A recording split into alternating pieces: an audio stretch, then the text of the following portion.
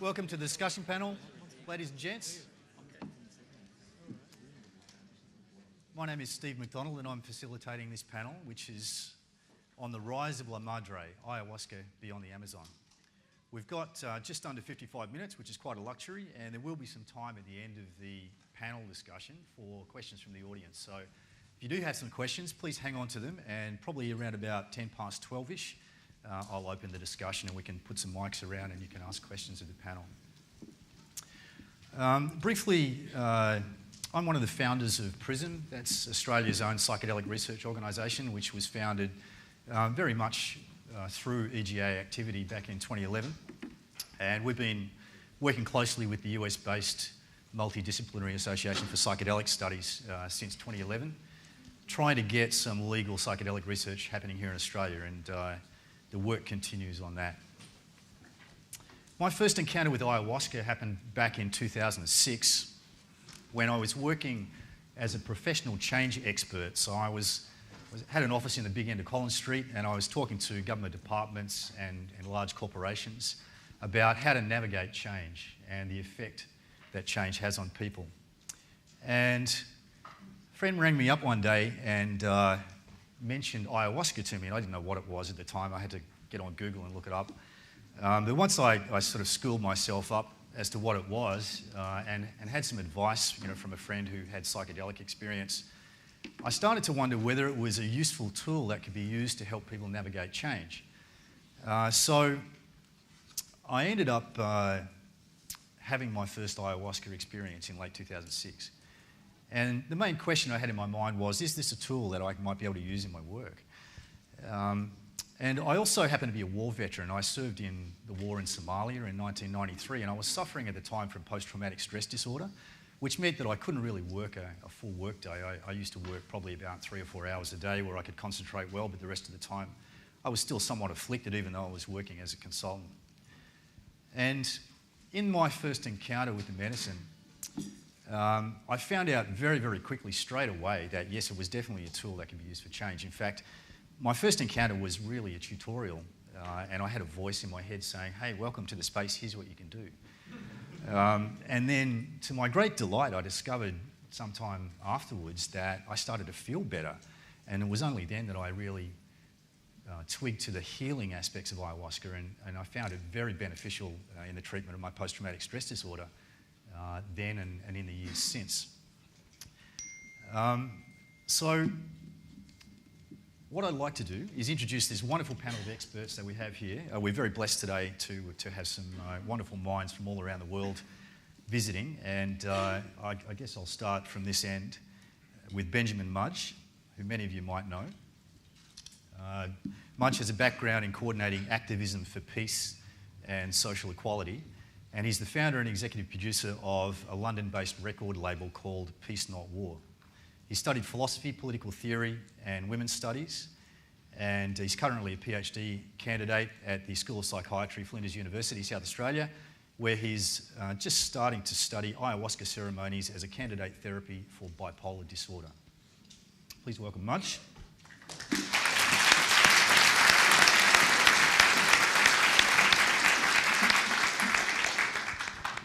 Next we have Bia Labate, who's joined us from Brazil, and we're quite honoured to have Bia with us today because Bia's been writing books on ayahuasca, or authoring, co-editing or co-authoring books since about 2002.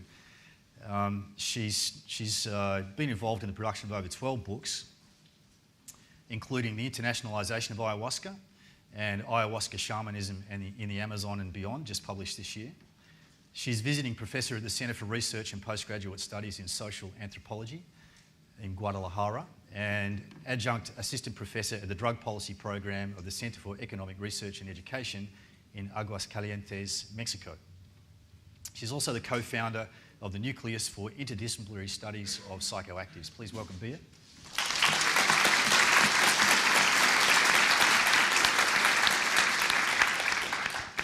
Alex Gearan, next in line, is doing PhD research at the University of Queensland in anthropology, focused on Australian practices of the traditionally indigenous Amazonian psychoactive drink ayahuasca. So in other words, Alex is actually looking at ayahuasca use in Australia.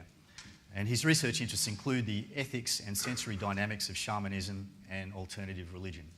Please welcome Alex.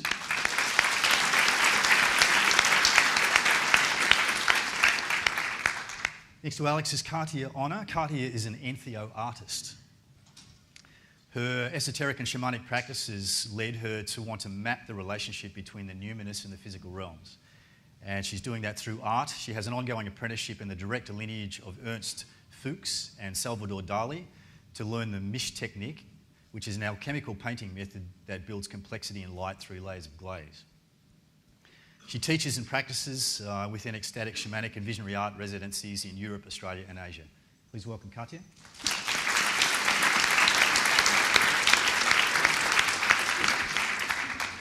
Now, if the psychedelic world in Australia had a Molly Meldrum, it would be the next man. Rak Razam. Rak was sent to South America in 2006, Rak, is that right? Yep. By none other than Penthouse magazine to do some experiential journalism, and that's been his life ever since. He's a journalist and podcaster. He's author of the critically acclaimed book Aya Awakenings, A Shamanic Odyssey, and the companion volume of interviews. He wrote, produced and co-directed the groundbreaking documentary film Aya Awakenings, and he's been doing a whole bunch of stuff all around the world, including speaking engagements, panel facilitation, podcasting, etc. And has recently begun leading retreat groups to South America. Please welcome Rak.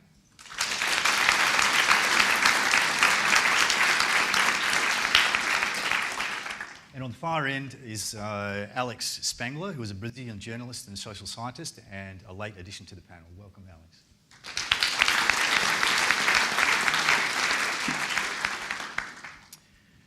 So just before I open the discussion up to the panel, I just want to give a little bit of background context here.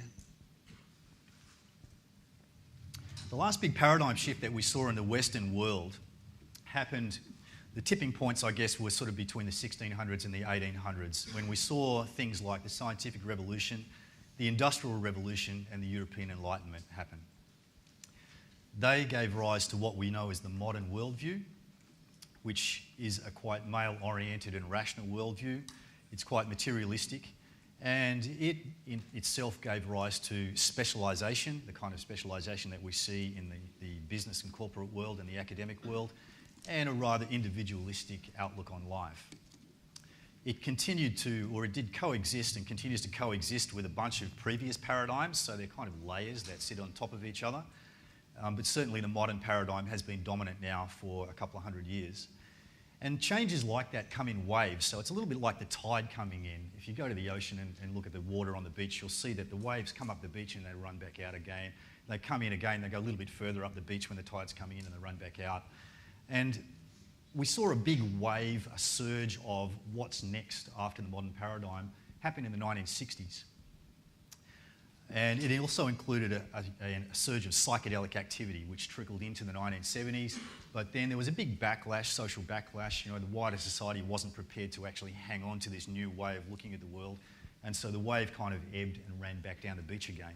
And since then, we've probably seen a couple more waves come in. You know, I guess in the 1980s with the MDMA boom and the music scene, you know, that was probably another example of another wave running up the beach, which stuck to, it took us a little bit further up the beach, but again, it ebbed somewhat.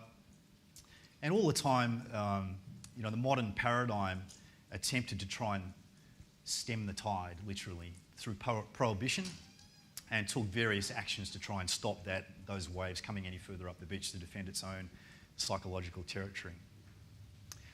And in the process of doing that, it increased the evolutionary tension, because the process of living life the modern way creates all sorts of issues that we only know too well, that can only be resolved by stepping up to the next level. So it's kind of tempting to imagine that the global spread of ayahuasca is a natural evolutionary response to the modern paradigm that perhaps seeks to resolve the compulsive behaviours which have emerged over the last couple of hundred years and the impact that they've had on us and our planet, while at the same time ushering in a new way of being human. So on that note, I'd like to hand over to the panel, and to start off with, I'd ask you all just to give us a really brief, just a couple of minutes on your first encounter with ayahuasca. Where was it? How did it come about? And anything else And who would like to go first? Anybody can go first. No. Hello. Yep. Thank you, Steve. Happy to be here. Hello, everybody. Well, my first encounter with ayahuasca, it was a group called UDV in Brazil in the year 2000. Although they don't call it this name, nowadays they recognize it, the similarities, but they call it vegetal. And in Brazil, we have lots of different religious and spiritual, or religions/spiritual groups that use the brew that a lot of people label as ayahuasca. And it was very interesting. I was actually was a former girlfriend of mine that got invited, because this group works like inviting people. It's not really, it doesn't do any marketing of their activities. So they kind of invite people they feel that has some sort of similarities with their likings, or I don't know, whatever they feel like it, and so they can invite. Obviously, some people knock on the door and they accept some, but they're kind of very discreet, and some people call it secretive group. They're an esoteric group. For those who are not aware of the esoteric traditions, they're a little bit like the Freemasonry. Anyway, so I went there, and I arrived there. There was some stars, the moon. Oh, hippie stuff, pretty cool. And I have a good time. Yeah, let's drink some tea. And I apart from marijuana, I have had no experience with all the psychedelics until then. And far out, man. It was fun in the beginning because I started to see like this red mandala and all of that, and I did like that with my hand. I would see lots of hands. And I thought, oh, that's cool. But suddenly after that, I just dove into this very dark, weird place. And it was hard, and I couldn't walk even properly after that. It was full on, really. And it kept being like that for the past 6 months, and I used it regularly. And I still, have contacts with some groups that use ayahuasca, especially this one, and eventually I visit them, and yeah. Thanks, Alex. And enjoy them, yes. Thanks, mate. Thanks. 2006 must have been a bit of a tipping point year, Steve, because that was the first time I tried ayahuasca as well, with some local practitioners. But the first time that I really broke through that's worth commenting on is when I went to Peru on that assignment in 2006, and my first curandero was actually Percy Garcia, who I'm working with now. And being in the jungle and being in that sort of source of the vegetal sort of consciousness, and being surrounded by that web of life, and feeling that the ayahuasca as it was coming on, opening me up and connecting me to that, was something that was really profound and transformative for me, and that was of great value beyond just sort of a lot of the cathartic visionary experience. It's been really something sort of spiritually kinesthetic, something that I could really feel. And I feel that the medicine, as well as healing our personal issues, it's polishing the lens of our soul, and what that's revealing then is this capacity to remember and to feel this interdependence and interconnectedness with the world, and the responsibility then to fight for the world, or to live a sustainable and right relationship with the world. And that's sort of been my journey so far with ayahuasca. Thank you, Ray.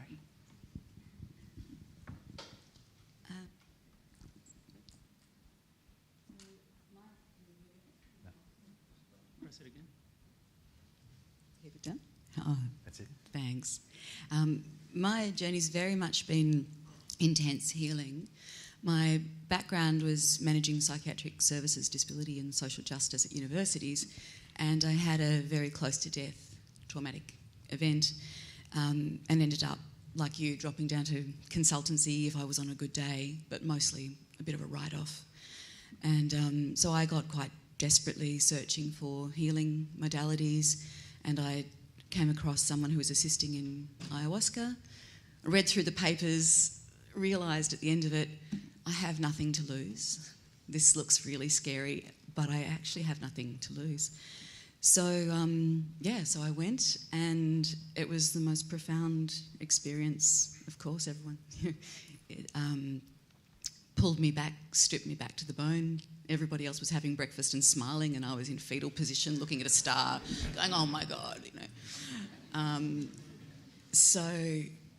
the next day I felt I saw someone being kind and I cried. I could feel other people for the first time in years, and I had love and everything was beautiful and the sky was beautiful, and I thought there's something really wrong with me. So I rang up the psychiatrist and I said, oh, I'm really badly dissociated. I actually like people. I feel great. Something's really wrong. And she said, oh, it's just a different way of being. You might get used to it. She told me to do something fine with my hands so that I could focus and concentrate and get back to reality, whatever that was. And so I sat in bed and did a painting, and it actually helped me to think about the journey I'd had, to put it into form without having to think too much about it. And now, years later, I travel around the world as a visionary artist, and I have a life that I love. So that was your introduction to painting? Yeah, Yeah, I sat in bed thinking I can't leave the house, I could forget my keys, and I'm too happy. Cool. Thanks, Carl. Yeah. My intro to ayahuasca is probably a bit more mundane. It was in an undergraduate anthropology subject in 2008, where we were reading, we got delivered, the students had to read Ralph Metzner, a psychologist, which in retrospect, I don't know why we were reading psychology and anthropology, but yeah, that was where I first stumbled upon it. Thanks, man. You didn't say your experience. Yeah. No, I just want to start by saying how happy I am to be in Australia and how tremendously cool I feel that I'm here. And it's been a big word in my head since I'm small. And when we study Anthropology 1, we read about totems and things like that. So I just feel like such a privilege to be here after studying more than 20 years of anthropology. And about my ayahuasca experience, it was also in the UDV, in a little town, in a town called Caldas, in the southeast of Minas Gerais.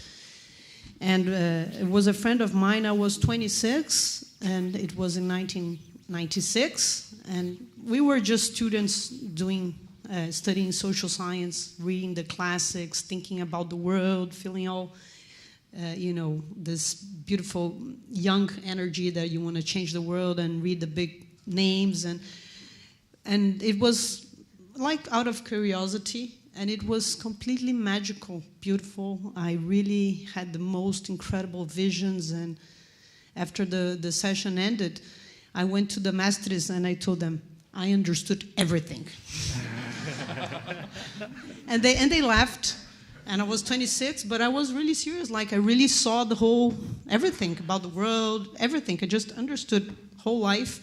And I told them, I'm going to the Amazon next. And they said, well, you can come to our next session if you want here. And I said, no, I'm going to the Amazon. So then they were like, no, you should come to the next session here.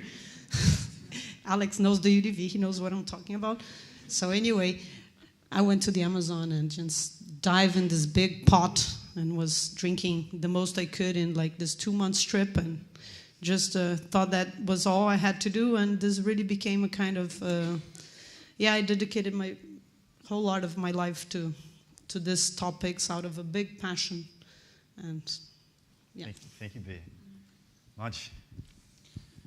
Thanks very much to Entheogenesis for having me here, Steve, and everyone, my friends. And my first experience was also of ayahuasca, of drinking ayahuasca, was also in 2006. It was in Glastonbury in the UK. The context is that I have been trying to manage a serious mental illness, bipolar disorder, manic depression my whole life. And I had got to a point after many years on the psychiatric pharmaceutical drugs that the side effects were very, very toxic.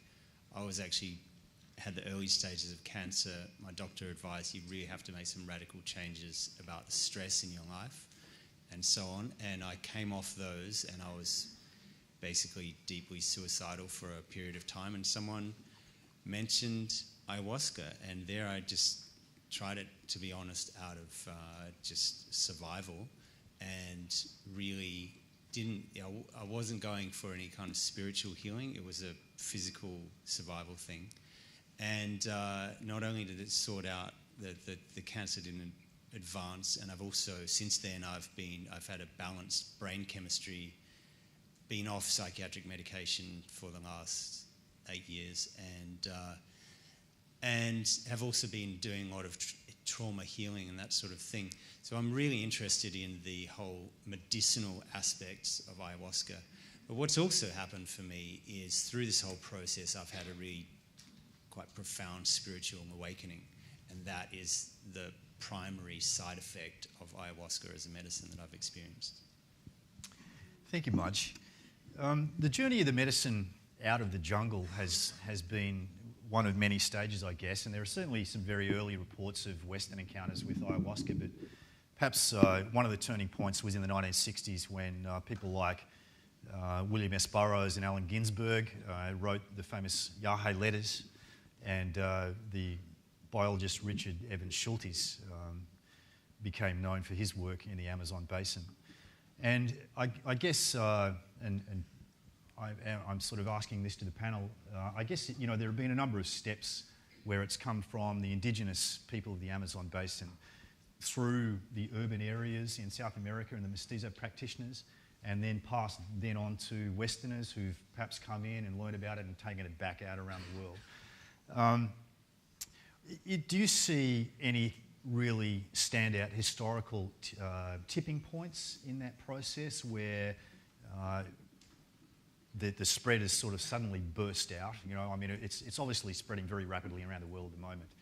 And Bia, you've written extensively on this. You might like to lead the comments, perhaps? No, I just, well, there's a lot that could be said, and a little promotion. Our talk is going to be about exactly this subject in the afternoon, so I invite you all to be there. We're launching this book, Ayahuasca Shamanism in the Amazon and Beyond.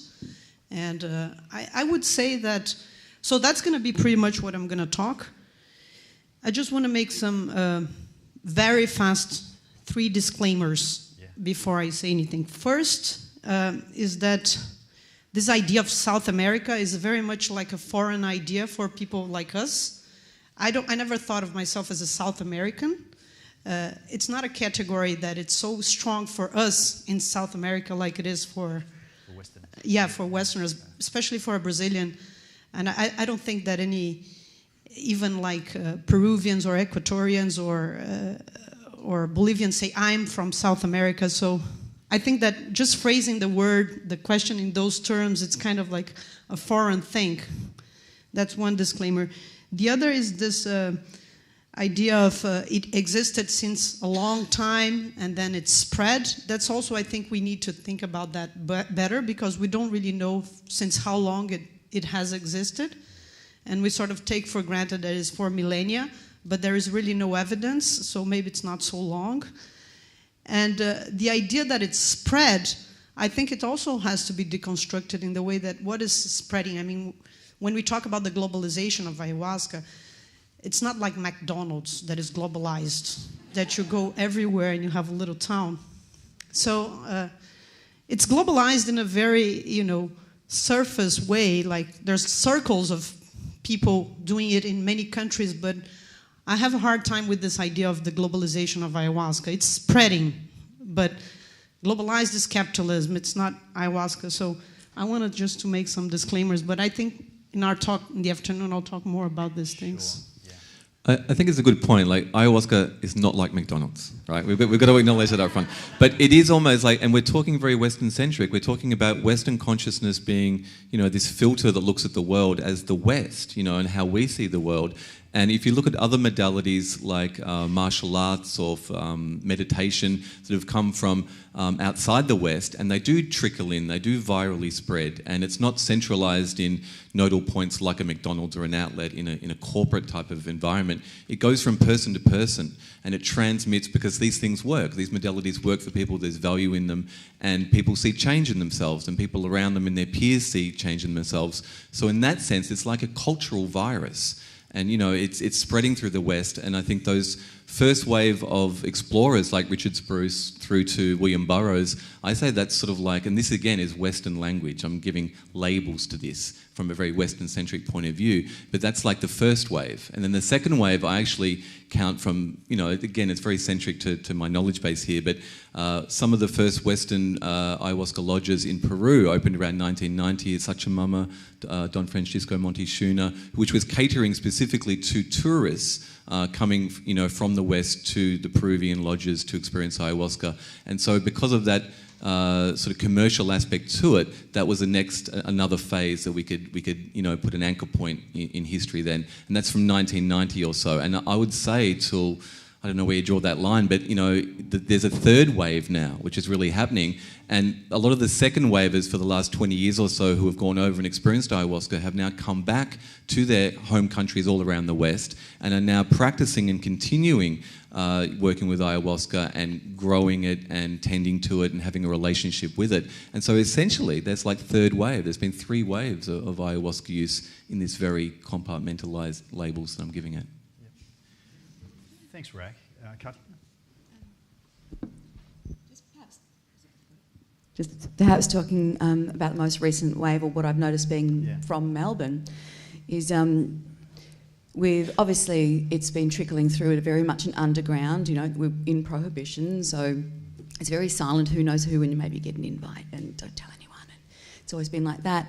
And what to me was significant was Alex Gray's tour at the end of 2011, when he actually, through art, united a lot of people who were already doing art or music or expressing, but we weren't connecting with each other. We were called surrealists or psychedelics, or, you know, very fractured community. And then when Alex Gray came to me, that's when I think everyone went, okay, well, we've actually got the courage to say, yeah, you know, we are inspired by psychedelics, and it attracted, to me, that's what I think was a wave where it actually started to go, okay, now we've become a culture that communicates, or at least recognises one another. That was my feeling on it. While you've got the microphone, has the art community been in step with, do you think, the general community, or is it lagged behind, or is it perhaps leading the way? I mean, do you have any opinion on that? Ooh, different levels of art. Sorry. Different levels of art community there. Yeah, the art world doesn't really want to know too much about us. So it's still very much seen as a outsider art, a niche element of the art world. Yeah. It is, but it's breaking out of its niche very much so, and it bothers the conceptual art world when Android Jones gets put on the Sydney Opera House, because that's ayahuasca inspired, and that's across a whole city. And that's not what they want to see happen with their money, but corporations support spectacular things that people want, and people actually do want divine inspiration in art. So we're creeping in and getting out there. Yeah, I'd just like to add that the artistic, cultural artefacts that are created from the ayahuasca experiences, as you said, you know, they help you integrate your own experience, but collectively, when we put them out into the information sphere of mainstream culture, they become these magnetising artefacts which inspire, and quite often with the visionary art as well, have some energy sort of imbued in them that really is not just eye-opening, but, you know, it really is soul-opening, I guess. It really inspires you to... You don't see that in the normal corporate, you know, entertainment complex of information that's out there. And it continues this viral spread of the energy of not just ayahuasca, but of the plant entheogens and of altered spaces and that larger reservoir of consciousness that we're tapping into. And these cultural artefacts are so important because then they switch on more people that maybe haven't heard about these substances to begin with. Munch, you've had some involvement with Santo Daime, the syncretic Brazilian church, and you've also been witness to the more general introduction of ayahuasca in the West without that traditional background. And under the conditions of prohibition, what effect do you think prohibition is having on the ayahuasca scene internationally? Okay.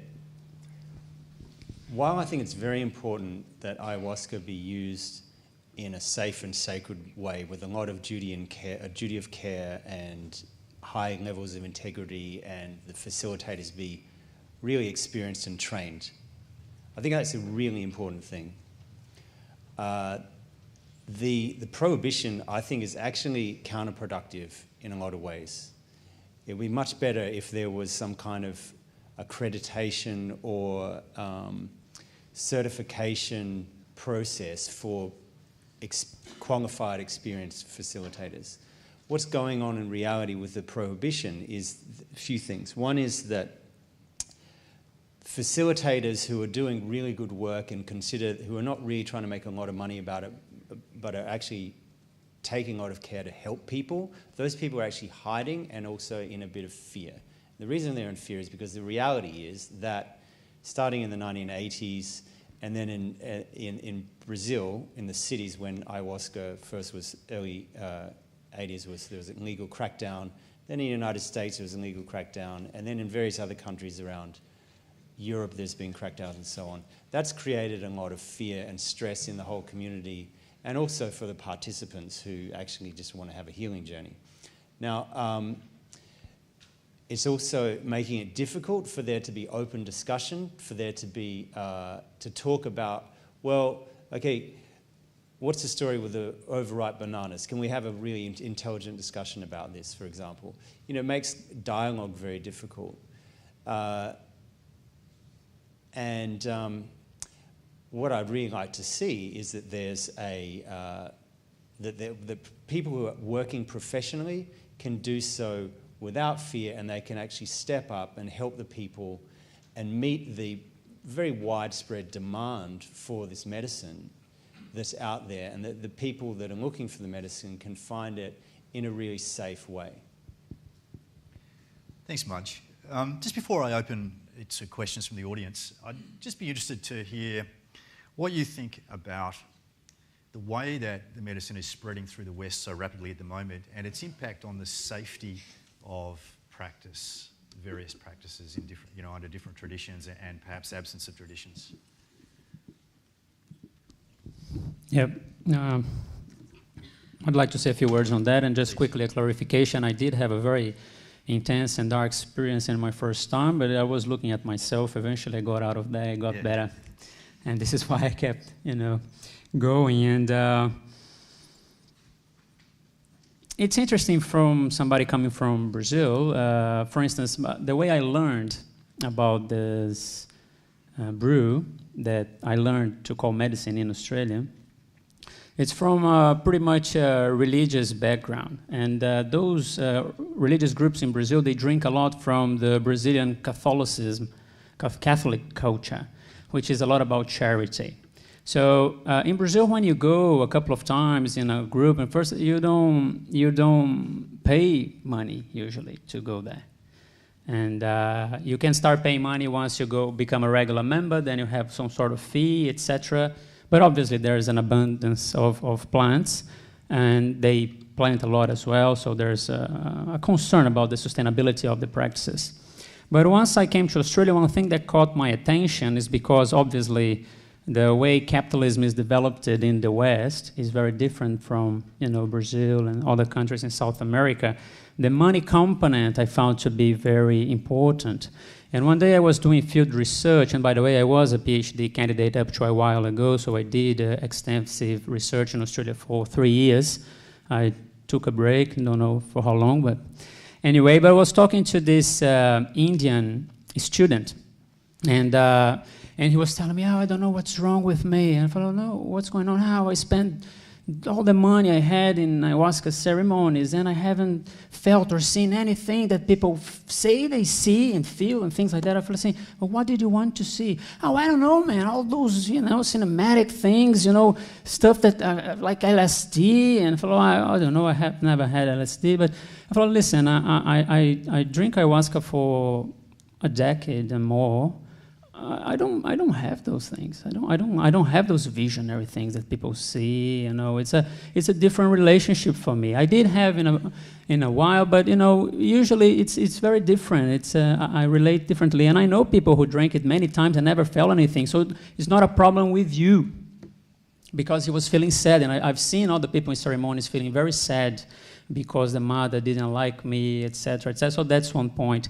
And the other is that this idea that he spent all his money, seeking for something that was being advertised as something, like blockbuster cinematic transformation of your whole life. And I am very skeptical. Well, not very, but I'm skeptical to a point up to those claims, because I've been, since the year 2000, I have a relationship with it. I'm learning about it. And I've seen changes in people, obviously, but I've seen some really nasty stuff.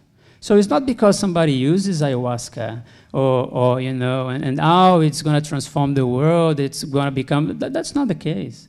I've seen, sad stuff too, with people who are very experienced in ayahuasca and all the psychedelics. So I always take very easy when I raise my eyebrows when I listen to this idea that psychedelics will change the world for the better, because this is not actually what I experience or see. It happens, and I see a lot of people who don't do psychedelics, who don't like it, who are amazing people and do much more than I do, for instance. That's my point. Thank you. Thanks, Alex. Mudge? Can I jump in and just another effect of prohibition, I believe, is is raising the prices. To give an example, Santo Daime ayahuasca ceremony, basically you can drink as much tea as you like, and the ceremony will go for 6 to 8 hours, and it's $50 as a general donation, and that basically covers the costs of growing and importing the tea and the food, and people work together as a community, as charity, and put the event on for people. So when things are actually, that's what was going on before the legal crackdowns in the UK. Around Europe, it's about the same, and in Brazil, it's even cheaper and often free. And that's the spirit of community service, of charity, if you like. And the problem, part of the problem of the making it illegal is that there's only certain people, and it's basically black market type frames of mind, that are willing to take the risk to grow the plants. The plants are then very, very expensive to buy in this country, hence the tea is expensive. And then there's all sorts of things around which make the ceremonies more expensive. Thanks, Mudge. I'd like to open it up to the audience now, if you have any questions. Just two conditions on that. If I could ask you to focus on giving a question to the panel rather than talking about your own experience. And secondly, just bear in mind that we are operating under prohibition here in Australia. So if there's a question that relates to an experience that you've had here, then just be mindful, that you describe that in a way that's not going to put anybody in trouble. Yeah. Sure, yeah. Let's just very quickly hear from Bea before we start questions. You asked about safety. I did. And nobody talked about safety, but I think that this is legitimate, like people have to say what they feel, but I wanted to say something about safety. Please. I think that we have to remember that traditionally ayahuasca shamanism or ayahuasca-related shamanism is imbibed in a cultural code that is very different from our Western parameters of health and disease. So I just want to bring back the fact that as an anthropologist, we have to notice that shamanism traditionally operates under a code of moral ambiguity. Ambiguity.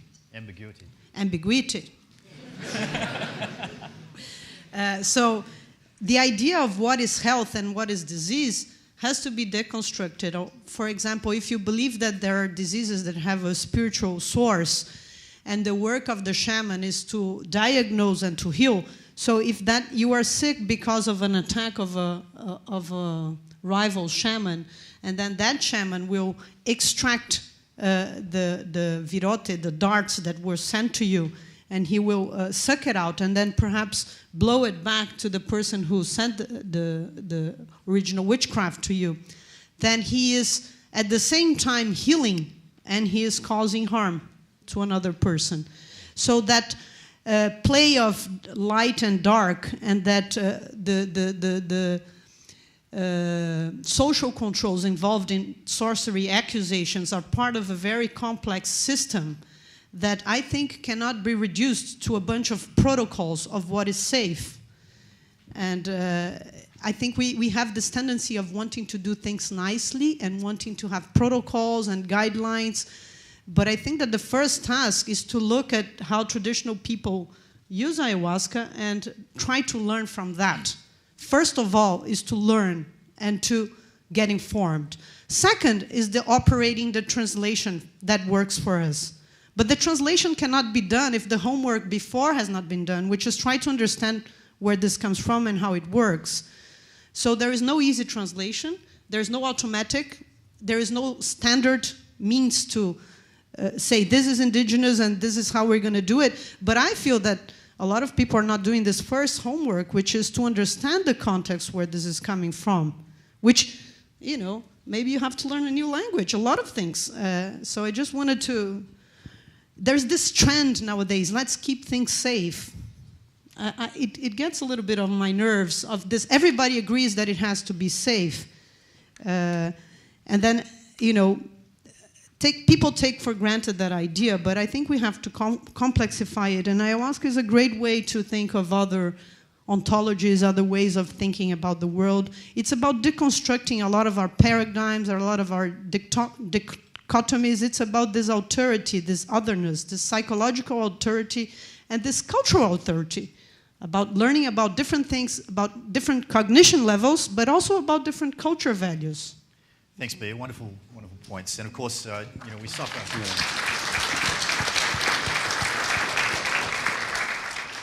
We suffer in the West, you know, from the general fear around psychoactive drugs, which has been imposed on us for many years.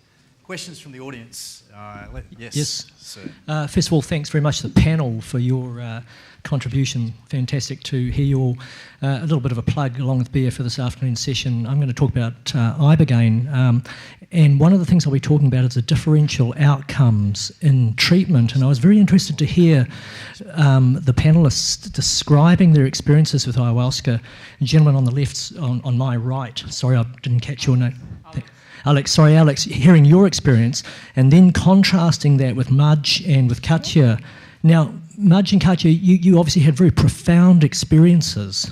I'm just wondering, could you perhaps describe a bit more of the mechanisms that allowed you to get a sense of some kind of transformation that you experienced, just to try and maybe explore those a bit more. How did this process work for you, I guess is what I'm asking. Really complex question. I would say that I went with a very strong intention, and I pretty much wrote it down or sigilized it and just made sure that on my way I wouldn't forget that I was there to try to open up to love. And as challenges came, just kept pushing through and moving through with, you know, I was quite determined, I think, and I made the sacrifices that needed to be made, did the diet, did the sacrifice, and integrated afterwards to make sure that I became embodied with those lessons, didn't just jump from one to another. So I guess I treated it like a therapeutic program on a bigger level, and made sure that for a week before I would prepare with the songs that I'd be singing, sing the songs after ceremony, I guess trying to make the most of the healing. I don't know if that helps. Okay, from a psychiatric perspective, ayahuasca works on the serotonergic system. It plugs into the same receptor that serotonin does, called the 5-HT2A receptor. Okay, DMT seems to be an endogenous neurotransmitter. We're working with a medicine that's actually it basically helps and rebuild and heal the whole serotonergic system of the brain. So it works basically as an antidepressant. Now, what's different about ayahuasca and the other psychedelic medicines in the use of, in the context of psychotherapy, is that these healing ceremonies get people to address underlying complex emotional issues, repressed trauma, and that sort of thing. Whereas the standard pharmaceutical antidepressants tend to mask those memories and those traumas and give people a kind of a fake smile but not actually heal the underlying issue. When ayahuasca is drunk in the context of a genuine healing, compassionate environment, and people do that, back it up with psychotherapy, then people can actually, and I've certainly experienced this, can address, get into the shadows of their subconscious realms and address the trauma and heal it in a way. And this is similar to the MDMA for PTSD work that's being done in North America at the moment, where people cannot, in a normal psychotherapeutic environment, they can't face their trauma. In an ayahuasca ceremony or an MDMA psychotherapy session, they can actually do that and can make a transformation there. And actually, it's basically, I'm talking about genuine healing rather than a pharmaceutical band-aid. Thanks, Mudge. Question down the front here. Yeah, a couple of you touched on this, but and the last question certainly answered a part as well. But I just wanted to ask each of you in regards to the effects that ayahuasca had on you, after effects, and any side effects that it may have had. Anyone? Well, Professor David Nichols has demonstrated that ayahuasca is not actually a dependency thing. If you look at the way that the DMT molecule works on that receptor I was talking about, it doesn't create a withdrawal. So you don't really have a hangover in the sense that you would with other serotonergic substances. Now, however, people can be very open and raw afterwards and can, for example, have unmasked some deep trauma that they've repressed from their childhood, for example. So the day after an ayahuasca ceremony, people are very vulnerable very often. Some people are on top of the world, that's cool, but you've got to remember, if you go into a ceremony, that you don't expect to just go into an office job at 9 o'clock the next morning. And if your friend is going, please be really sensitive to them. Now, however, there are side effects when you talk about interactions with other psychoactives. I've looked at this and it's unpublished, but it seems to me pretty clear that when you mix ayahuasca with things like with stimulants in particular, or with other antidepressants, or alcohol, or coffee, then there are some quite serious side effect problems. But they are a combination, predominantly. You really have to be careful around if you've got blood pressure problems, if you're pregnant, you've got to look at that, and just general, you've got to bear in mind that it's a very strong detox process, so it's pretty intense on the body. But if done correctly, it's more like not a hangover, but an afterglow. Thanks, Mudge. Was there a question at the back there somewhere? It's on. My question is for the gentleman third from the left. Can you tell us a bit about what you found in your research, and also how your research focus has been received by your academic peers?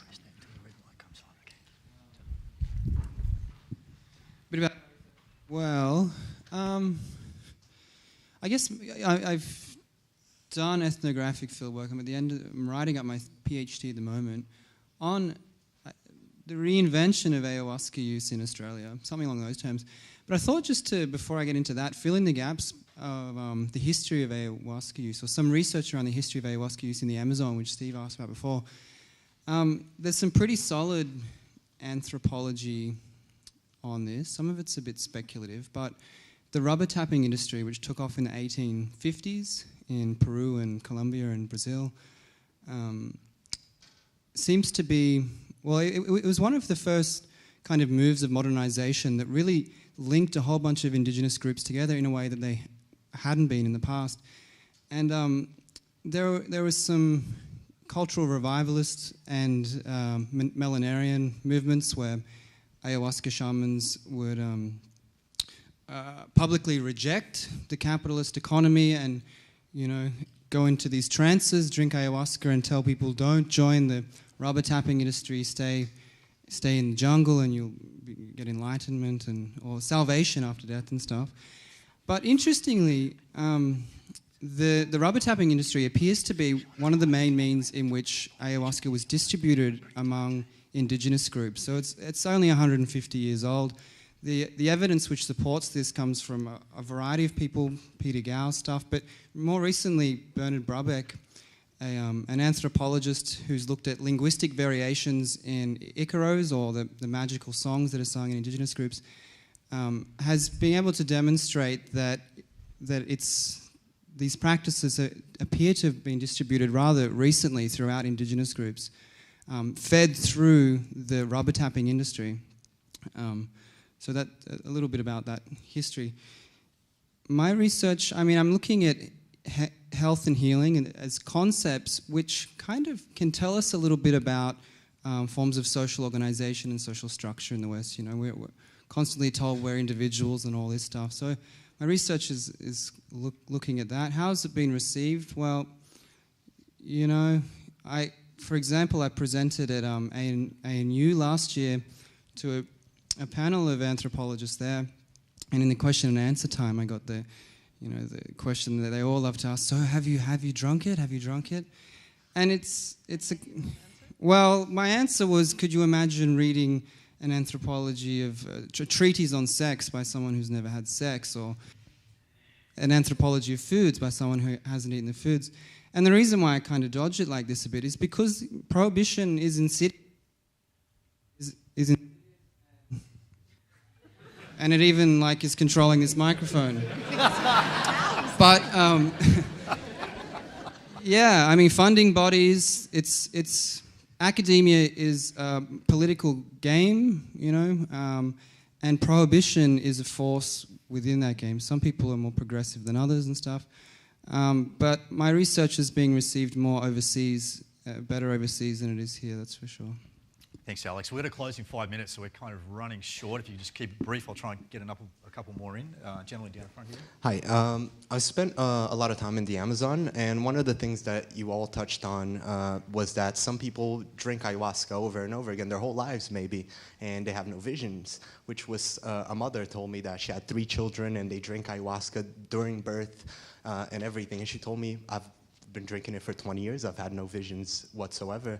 So my question is, do you believe that there is a precondition between people to have certain, like the shaman, can you define a shaman? Is there certain people that can navigate these realms or see things that other people may not be able to see? And I've also witnessed people drinking ayahuasca for weeks and weeks and feeling completely sober, having no effect on it whatsoever. So what would you describe these qualities of the plant itself or of the brew that are completely different than any other substance? I'd like to make just one really quick point. What I've seen with a lot of people who are drinking ayahuasca is what's in your mind already can come into the experience. And it's only fair to say that I've been reading tarot and practicing mediumship since I was 15 years old. So I already had that esoteric knowledge, and then it actually could activate with the medicine. So I do think that if people have, perhaps knowledge already or understanding or the discipline to read through certain practices, if they're a Buddhist practitioner and then they come to ayahuasca, that's going to have, a greater chance of them having a realisation. Can I add the seminal 1955 Life magazine article about the mushroom seekers by Gordon Wasson was entitled The Vision Seekers. And ever since then, Western culture has been enamoured by the visionary experience. It's very visual, like we need to see it to believe it. When really these things, these entheogens, what they're really doing is they're allowing us to feel. And we're forgetting that the mind, the action object-orientated ego that needs to strive in Western Babylonian culture to, consume and destroy and whatever it's doing, it's so orientated towards this proof of concept that needs to see it, but because it's so desensitized to the heart level, to feeling. And really that's what it's doing. The heart has all these sort of neuronal cells I've discovered recently. There's this transformation where Western culture has to sort of surrender to the experience, and it's not about the visions. And many people, whether due to serotoninogenic activity or whatever, don't see visions. I rarely see visions anymore. A lot of the curanderos say that's sort of like the waiting room when you go to the dentist and they put the TV on. It's like, okay, we're going to do the healing. You just watch this while it's happening. And, to a large degree, ayahuasca, amongst the other entheogens, turns off these clusters of the brain, the default mode network, and allows the mind at large to receive more signal because the ego is switched off, right? And then so what's coming up when the ego is switched off is the subconscious. And the subconscious is translinguisticating itself into vision. It's like, day residues or things like that that need to be worked on, or deeper traumas. And perhaps that woman who was drinking for 20 years and all that, perhaps she didn't have any deep traumas or things needed to be visionaried into that experience to see. But it's not necessarily about the visions. It's about opening, empathically to the more subtle nuances of the experience. Thanks, Ray. And certainly, biochemistry is not the only factor here, but psychedelics, including ayahuasca, are metabolised by various enzymes in the body, and we all have different amounts of various enzymes. So often you will just get natural variation from one person to another. There can be genetic factors behind that as well, and that will impact on how the body processes the medicine and what the felt effects are. But also, if you just really quickly, if your whole adrenal system is overstimulated, if you've been drinking coffee in advance, or you've just run to the thing and you're basically stressed out, how it works is the adrenals are monoamines. So you got a lot of monoamines in the system. The body puts out more monoamine oxidase to break it down, and in the process, you got more of that in your system. So therefore, the monoamine oxidase inhibitors don't work as well unless DMT goes through. Yeah. So there are lots of factors involved there.